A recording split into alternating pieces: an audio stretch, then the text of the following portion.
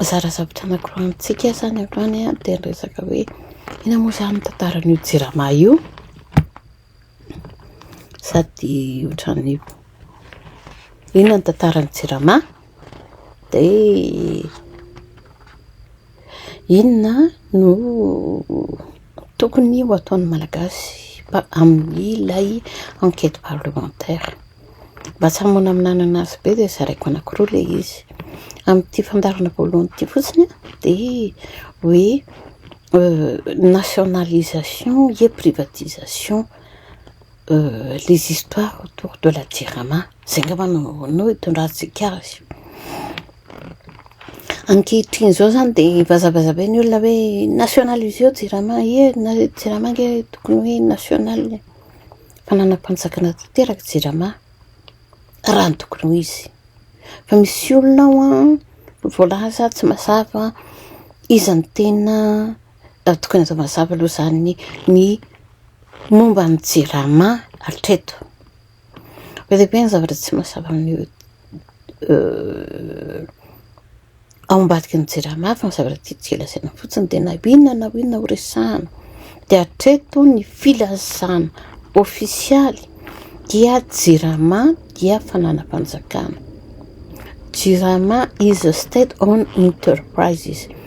Jirama dia orinasa-panjakana zato isan-jato zay ahoana nahatonga ny Jirama mba hafana zany tsika dia zay sany tokony hoe zany dia hoe tsisy tokony filazana intsony manomboka izao hoe privatiseo Jirama nationaliseo azafady tsy misy tsony a filazana hoe nationaliseo Jirama ny fitadiavan'ny olona rehetrarehetra dia amikafana ny Jirama hiprivatisena ny Jirama averiko Jirama tompoko lahy sy tompoko vavy dia fananam-panjakana zato isan-jato araky ny voalaza ofisialy ny resaka mandeha dia fitadiavana hevitra afahana manao ny privatisation amin'ny Jirama zay verina araky ny tantara dia rehefa avy eo tohizako iaho amin'ny enquête parlementaire fa zaraiko roa ilay izy voalohany indrindra nahatonga ny Jirama ho Jirama dia mila malala ny tantara ny be sy ny maro nahazo fahaleovan-tena Madagasikara tamin'ny enimpolo sy sivinjato sy arivo rehefa nahazo fahaleovan-tena Madagasikara tamin'ny enimpolo sy sivinjato sy arivo dia nanaiky ny hiditra tao anatin'ilay filazana hoe accord de la communauté de la confédération de Mali et de Madagascar eu les accords de la communauté de la confédération de Mali et de Madagascar io ny lazaina hoe France-Afrique asa manaiky adaladalain'ny olona nareo io no mahatonga le hoe France-Afrique nanina natao hoe io no mahatonga le hoe France-Afrique io zany nametraka ny fifandraisan'ny frantsay amin'ireo tany nozanahana ka nomeny fahaleovan-tena tamin'ny enimpolo sy sivinjato sy arivo rehefa ny hoe omeny fahaleovan-tena zany dia raha ny tantara satria ny tena mbola tsy teraka tamin'izany dia hoe nisy débat constitutionnel et légal nandeha tao anatin'ny congrès sy ny sénat frantsay misy zany sy tehanina angamba dia any no mijery fa rehefa nandeha io zavatra io dia mbola nitoetra zany hoe efa afaka tsy nanao ny fanjanahantany intsony ny frantsay teto Madagasikara fa kosa ao anafitra ny rafitra rehetrarehetra ny militaire ny économie ny éducation ny rehetrarehetra dia mbola ny frantsay no mibahana sy mitondra nahazo fahaleovan-tena tsika fa ny administrateur lehibe rehetrarehetra dia frantsay tao anatin'izany rehetrarehetra zany dia ny malagasy dia natsoina hoe auxiliaire d'administration, zany hoe ao ambany mpanampy amin'ny fitatandraram-panjakana ihany gasy, auxiliaire d'administration. Ka na mianatra manao dokotera ary ny gasy dia auxiliaire médecin. Fa ny olona lasa professeur sy ny rehetrarehetra dia mianatra ny andafy. Tamin'ny 1963 tsika ireo olona vao nanana université, zany koa mbola fantatra ny gasy zany. Fa talohan'izay ny afaka mianatra sy ny rehetrarehetra dia any Frantsa. Mivoaka avy any Frantsa no mbola ao ambanin'ny frantsay. Raha ny fahazahoko azy rehefa tsy manana nationalité frantsay ilay olona dia mbola frantsay no baiko azy. Zay natevitra ny olona ka nahatonga ny olona nirotsaka tamin'ny 1972. Hoe zay ve afaka sa tsy ka mbola frantsay koa no baiko anay, tsy nanaiko tsony ny olona. Dia nirotaka tamin'ny 1972. Rehefa nirotaka ny olona tamin'ny 1972 dia 1973 indray dia nanao ny révocation ny accord de la communauté et les 11 accords associés tamin'io accord na communauté io na malagasy taritan'ny Yahy Ratsiraka Didier Ignace. Zay le accord en 1973 zay. Io natao anatin'ilay accord juin 1973 nialina ndroa malagasy teto Madagasikara ny miaramila frantsay. Ny olona fa tamin'ny 2020 manandrokan'ny miaramila frantsay atsika tamin'ny 1973 niala tao anatin'ny zone franc Madagasikara dia nationalisé ny fanjakana tolitoly reo entreprise bobaka be amin'ny frantsay dia lisitra mirajerevana ny le jeu de fanorona dans la privatisation Madagasikara. Dia tao anatin'izay politiquement Madagasikara nandeha nitodika tany Russie sy ny Koréanina Tavaratra.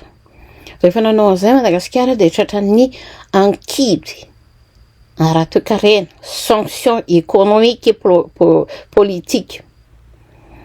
Rehefa tratran'ny sanction économique et politique Madagasikara dia tsy afaka nanondra intsony ireo vokatra fanondrana anazy.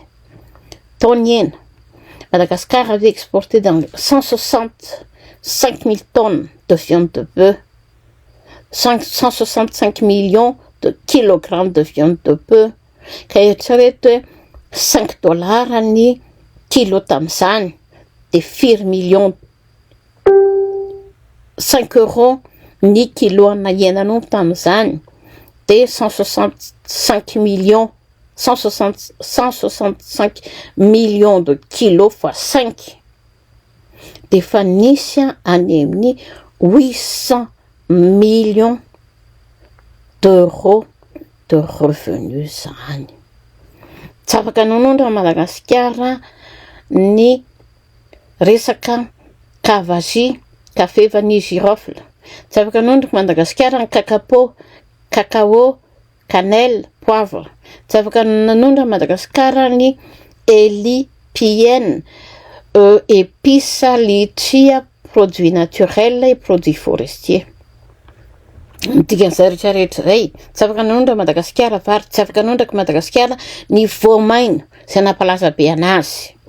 Rehefa zany rehetrarehetra zany no nitranga dia Madagasikara niala tao anatin'ny zone franc tsy afaka intsony nanondrana kanefa ny trosany sy ny fividianana ny angovo izay ilaina ampiasaina, produits pétroliers ho ampiasainy dia amin'ny vola vahiny, ny andoavan'ny trosa dia amin'ny vola vahiny $, dia septra ny fiarikarena amin'ny Madagasikara.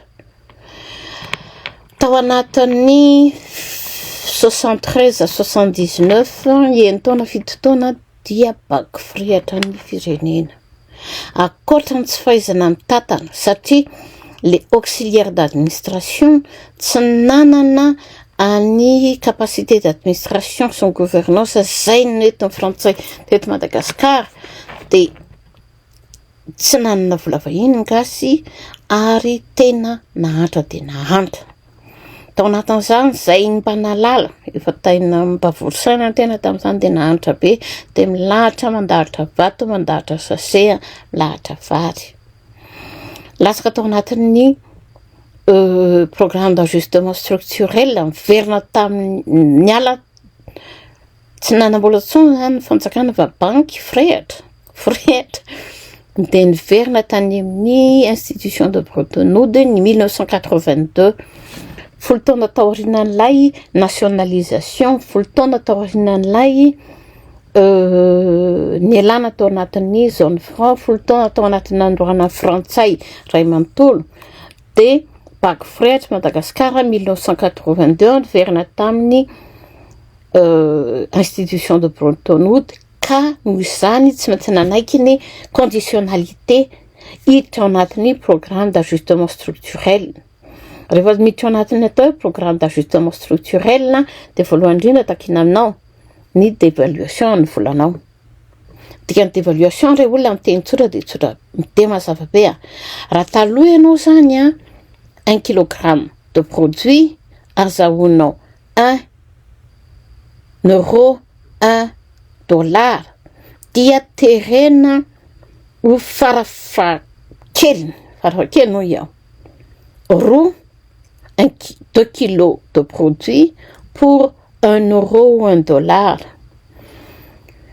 farafakeliny rehefa aveo zany de niakatra foana ilaina rejerevana tendance en dévaluation depuis 1972 1960 72 82 90 2000 2026 zany rehetrarehetra zany de napahantra n'ilay firenena tolitoly koatran'izay dévaluation zay de niterena koa zany Madagasikara hiverina tamin'ny décision de nationalisation ka noterena anao ny privatisation ilaintsika fantatra tolitoly zany rehetrarehetra zany le privatisation nankatahana tao anatin'io de mafy be ho an'ny rano sy ny aratra secteur eau et électricité particulièrement le secteur électricité ary ny Air Madagascar niady be ny gasy tamin'ireo hoe non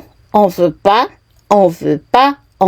pas la privatisation ni d'Air Madagascar ni de la Tirama mila rahana renarana zany rehetrarehetra zany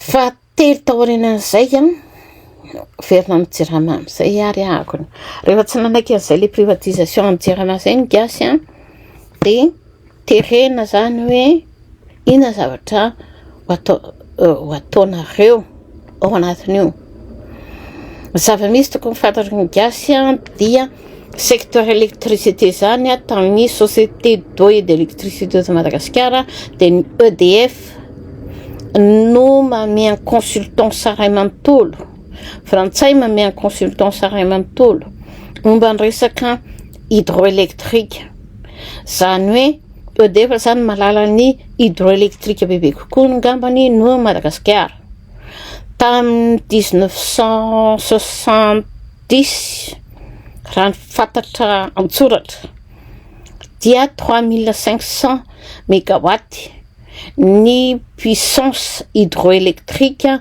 azo-trandrahana eto Madagascar 3500 mégawatts ny puissance hydroélectrique vita tao anatin'izay rehefa nandeha lekaleka de 110 mégawatts niodina foana ny taona amin'izao 2026 zao di puissance hydroélectrique miasa 168 mégawatts zany hoe tao anatin'ny 1975 2025 zany 10 taona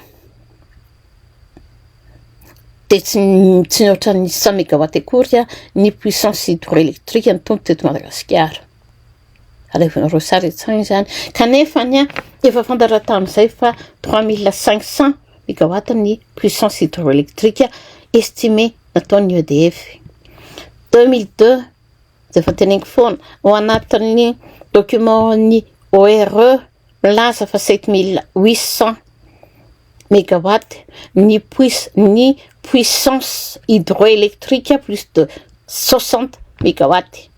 Rehefa nataony rehetrarehetra dia amin'izao fotoana izao ny document Banque mondiale dia miteny puissance hydroélectrique à Madagascar dia 8400 mégawatt.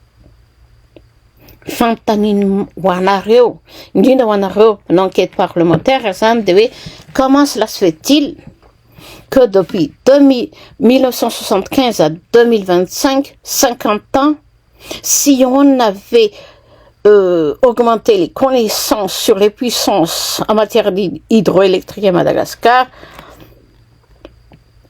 comment cela se fait-il que le pays n'a pas pu développer ses potentiels hydroélectriques? Ao anatin'izay rehetrarehetra zay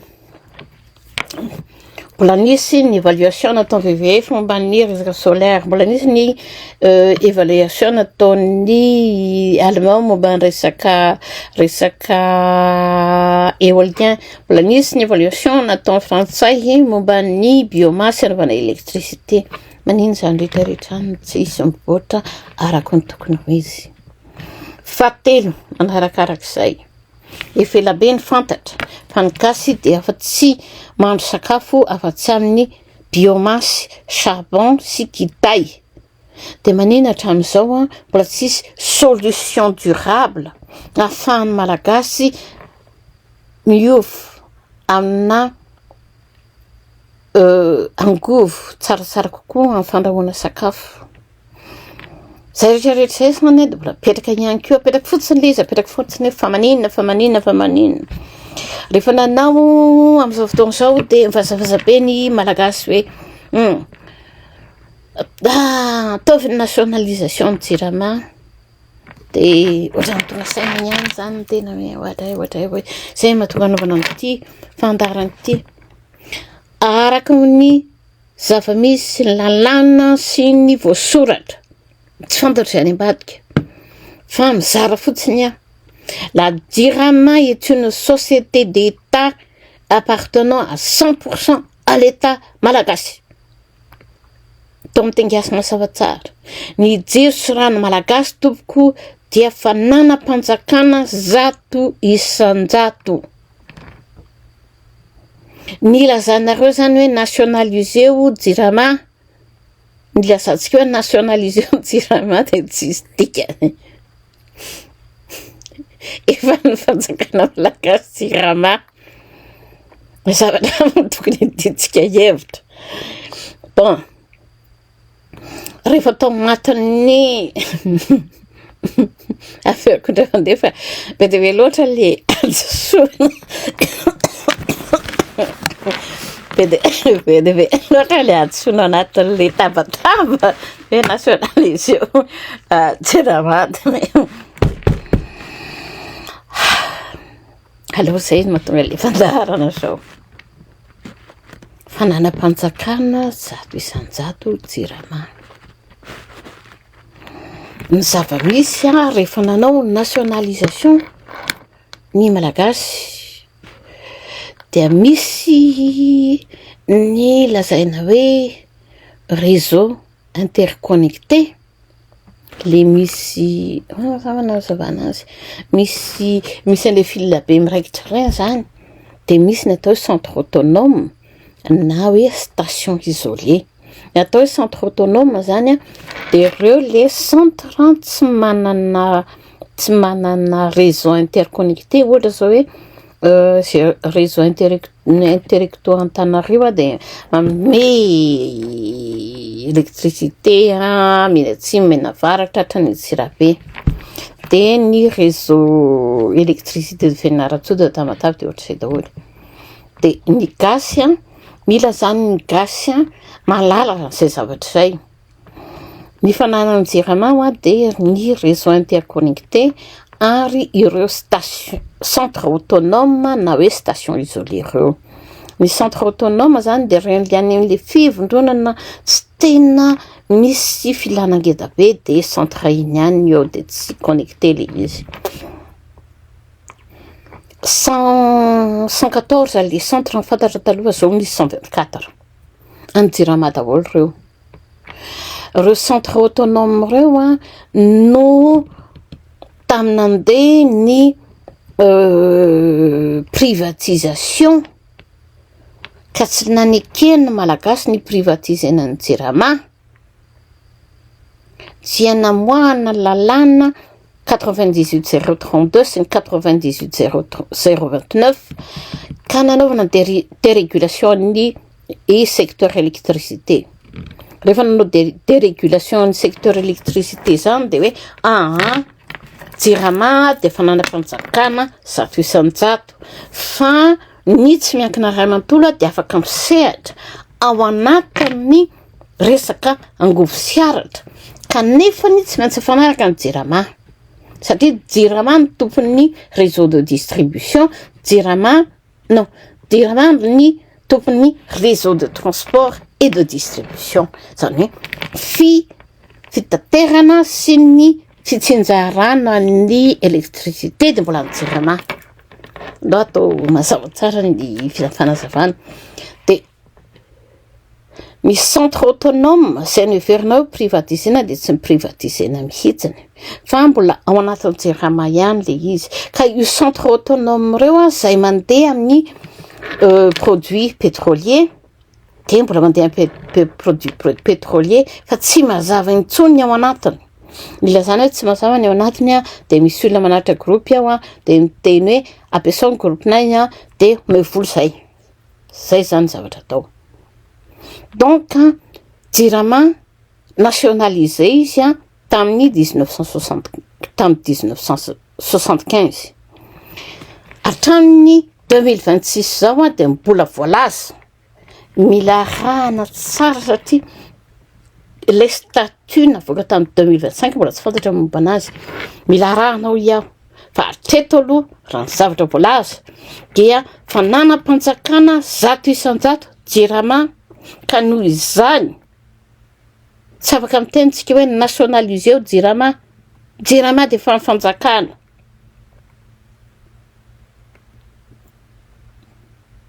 Ny zavatra tsy mazava de hoe rehefa nanao dérégulation ny fanjakana tao anatin'ny fanosehany Banque mondiale sy ny FMI de inona ny zava-misy ao anatin'io système de dérégulation io zay nadirana ny tsy miankina atraiza zay zavatra no mitoetra.